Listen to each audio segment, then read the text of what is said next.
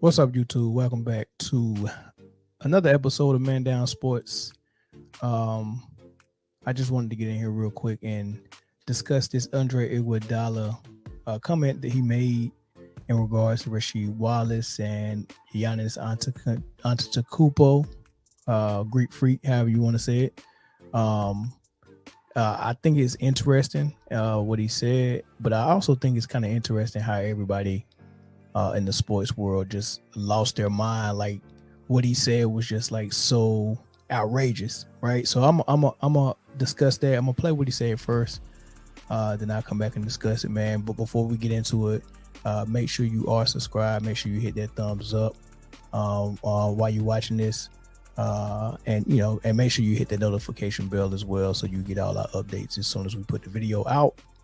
But without further ado, let's play the clip from what Andre Iguodala said, and then I'll come back and I'll give my commentary. Rasheed Wallace, Yep. probably could have been top 5 player in the league for a 10-year stretch. He just chose. I'll do my thing over here. Right. He was shooting threes from half court. No, he was shooting half court shots, left-handed and right-handed. Yeah. If Rasheed Wallace played in modern day basketball today, if he played in our league today, he'll be the top 5 player in the league. I don't think he'd be better than Giannis, and I love Giannis. So it's 3 things you got to really pay close attention to what he was saying. No, number one, he was saying Rasheed Wallace was so good and so skilled, and he referenced him shooting threes, him being able to shoot with both hands, all the way to the 3-point line. And what he didn't go into detail about is how skilled and technically sound he was as a post player, and his shooting touch, like he said, stretched all the way out to the 3-point line. And this was something that he was doing as early as the 2000s, 2001, right?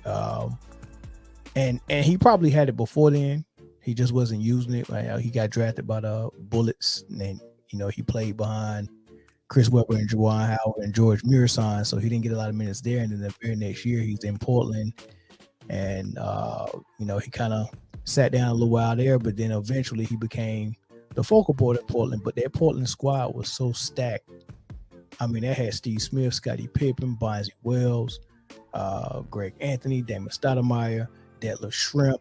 I mean, that squad was just stacked. So as far as using Rasheed Wallace like a high volume player that's going to get 30 shots a game, 25 shots a game, they just wasn't using Rasheed like that. So what a person that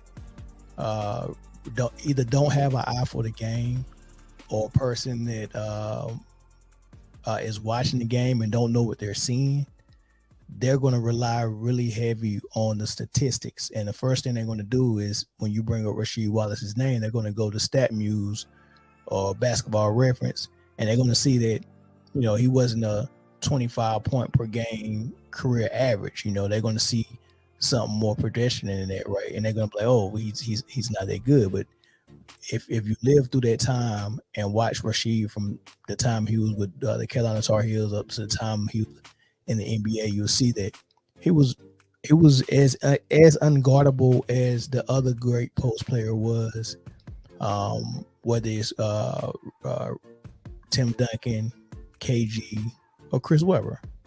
Not as unguardable as Shaq. Of course, nobody was that unguardable as Shaq, because he was just so physically dominant.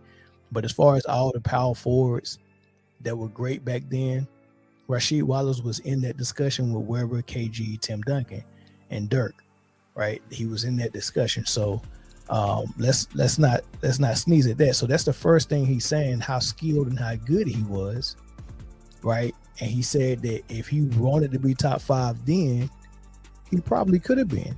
That's how good he was. That's how skilled he was. And it's different. It's not like one of those guys that is skilled, like, say, for instance, somebody like Vin Baker, who was skilled as well and talented, but he was lacking something mentally, as far as mental toughness, and he was lacking something as far as being in top shape. All right, he didn't always come into the season in shape and things of that nature. So they kind of held him back. Same thing with players like Derek Coleman, very skilled, very great player, but lacking something here. He wasn't always in a great shape. Rasheed didn't have those setbacks. Rasheed could give you that type of performance that was legendary on demand if you needed it. The only difference is he was such a team player. He kind of did the same things that Tim Duncan did, as far as buy into the team system and buy into the game plan so much that he wasn't selfish, saying that I need the ball. He probably should have been. All right, so that's the first. That's what Iguodala is describing, and then the second thing he's describing is the fact that the way he was shooting the ball wasn't utilized as much in the 2000s, but in this era, he would be even hotter commodity than what he was, right? And he was saying, man, in this era, in this league, even without him trying, he would have been top 5. And I agree with that. I agree. If I was to put him side by side with Anthony Davis, I'd take Rasheed any day, because he actually goes in the post and does that work. They both are great defensively. They both are great skilled players, but AD is not as good of a shooter as Rasheed is, and nowhere as close as good as a post player as Rasheed is. So if I'm getting almost the same on the defensive end from Anthony Davis and Rasheed, which you was, but Rasheed giving me way more upside on the offensive end because he can do it in the post and on the perimeter, then yeah. I mean, if AD was once considered a top 5 player in this league, which he was after the bubble championship they received, I think ESPN and NBA.com and maybe one of the other sports magazine, maybe The Athletic, all had him top 5. Like this, that's how highly they thought of him. And I think Rasheed is a lot better than Anthony Davis. So to the Giannis comment,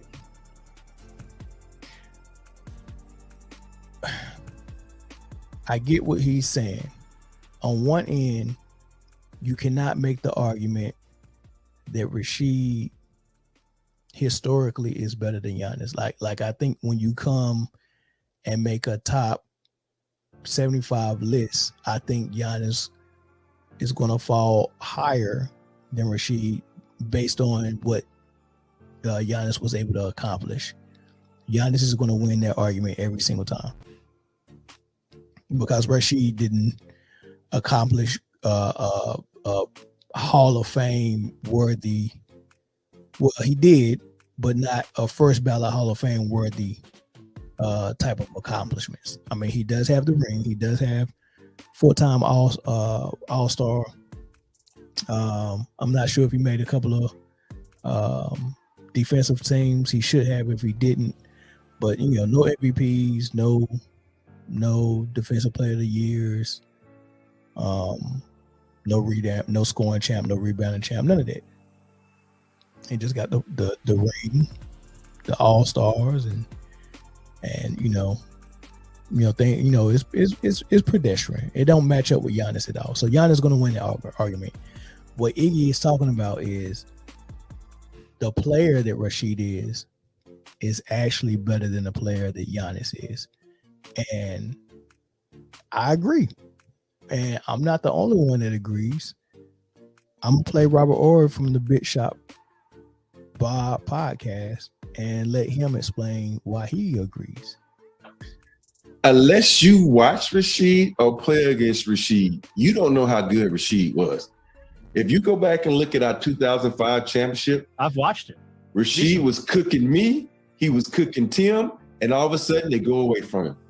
These teams, when we were in Portland against the Lakers, he was cooking us, they go away from him. These teams that had all had Rasheed, and they didn't. If I'd been coaching Rasheed would have been my Shaq. He'd have had 50 touches a game.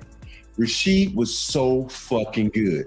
And I say this to this day, out of everybody that had to guard, Rasheed will always be in the top 3 of the hardest and the toughest people I had to guard. And Rasheed was shooting threes. His left hand was nice. His right hand was nice. He had post game. He had an outside game. But the only thing that kills Rasheed is all those texts and his attitude.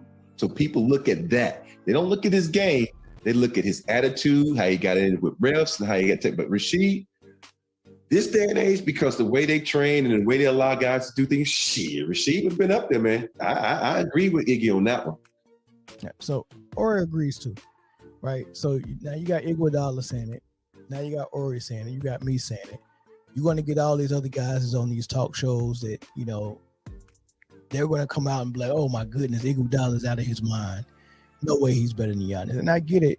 Like, you don't want to disrespect the player, especially while he's still playing, and just come out and just kind of like disrespect Giannis. And, you know, it's, you know, with the fact that he's owning the league and winning MVPs back to back and such a dominant player and just came off a ring year before last. Like, I mean, why take that shot at Giannis? And I agree. I mean, I don't know why he picked Giannis out of all those people. But yeah, Rasheed Wallace is better than a lot of these guys is playing now that we have in the top 5 and the top 10. Rasheed Wallace is better than them, right? And if you was to try to grab those guys and put them in an era back then, for example, if you was to take Luka and put him in the era back then, he wouldn't be playing point guard. So his numbers would look totally different. They would have Luka off the ball like they had Turkoglu off the ball most of his career. But we seen when Turkoglu got with Orlando, where they let him handle the ball a lot and run a lot of screening rolls. He and Dwight Howard led that team to a championship. So Turkoglu was more than capable of playing that type of style where he's a little bit ball dominant, right? But most of his career, him being such a good 3-point shooter, he shows up at Sacramento, he's off the ball. They had point guards. They had Mike Bibby running the point, like actually running the point. Like back then, they actually had point guards that ran the point. You would not be my point guard and my go-to guy to score. You know, that's not what they was doing back then. So you had Mike Bibby in Sacramento, and off the bench you had Bobby Jackson, right? So guys like Peja Stojakovic and Turkoglu off the ball. That's the same thing Luka would have been, off the ball, right? As far as Giannis, 6'11", 242. Oh, you're playing center. He's down low with Mutombo and Alonzo Mourning and David Robinson and Shaq. That's what he's doing. You're not running point. You're not going to get the ball at the top of the key with the floor spread. You're going to have to prove yourself in the paint, just like everyone else that was 6'11" and 242. Right? So it's fair to wonder in this era, what would a guy like Rasheed Wallace be doing? I mean, because we just no matter how good of a shooter at the 3-point line Rasheed was, his primary thing was in the post. You're down low, and you're going to guard the post guy. He had to guard Duncan, Webber, KG, Karl Malone, Dirk, Shaq sometimes. Those are the people he had to guard, right? So I think it's fair to think about that, but I do think that the comparison and Iguodala choosing to say that Rasheed was better than Giannis, I think everyone is kind of hung up on that comparison, and that kind of don't compare because Rasheed was a post player and Giannis is a wing player. But I do want to explain to you who Giannis really compares to the most. And I know it sounds weird, but I'm explaining to you. Giannis is 6'11", 242. David Robinson played at 235 most of his career, and he's 7'1". When you look at their body type, it's very similar, minus a couple of inches and a couple of pounds. They're the same body type, very lean, very cut, very low body fat. They're both quick, fast, run the floor. They run like a deer. All those good things, right?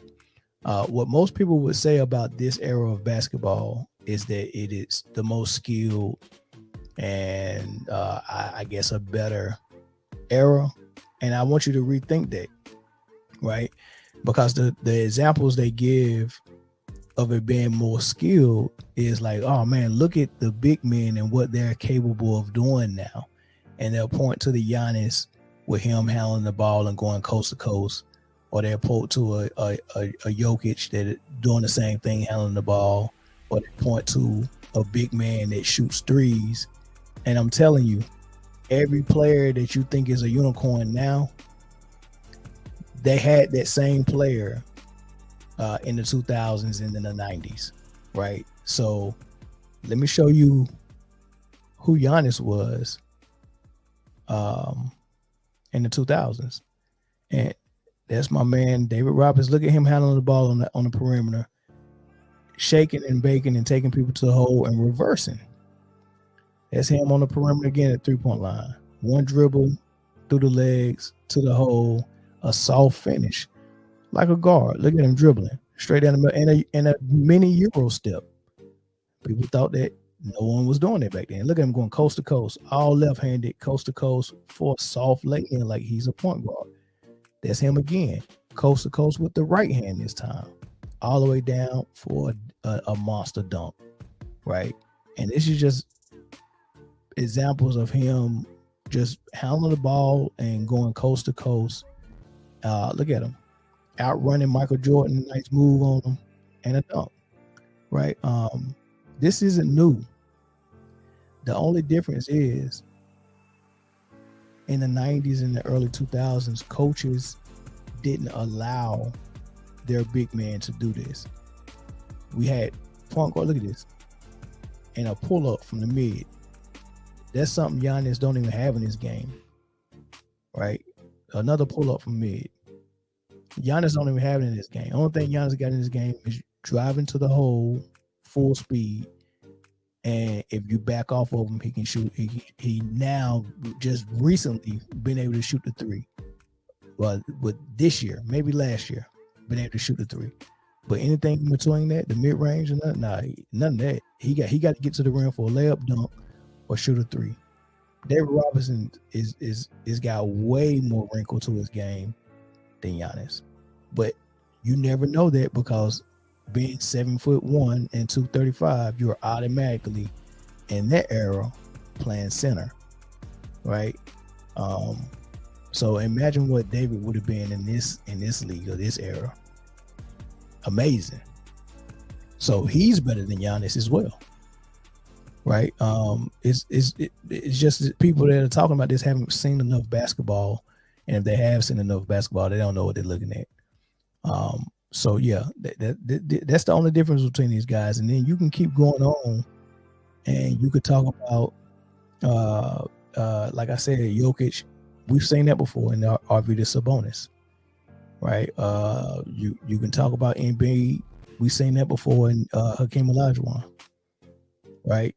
You could talk about, I don't know, Rudy Gobert. We've seen that before. Well, I mean, come on. I mean, we've seen so many big men be skilled from three or be skilled with ball handling. They just couldn't utilize it. They couldn't. I wish you would watch some games of Hakeem Olajuwon early in Houston before they, stopped letting him do what he wanted to. And I want you to see him catch and shoot like a guard, like MJ mid-range, just catching and shooting, right? Then eventually he, his game went to the post, and that's primarily where he got his touches.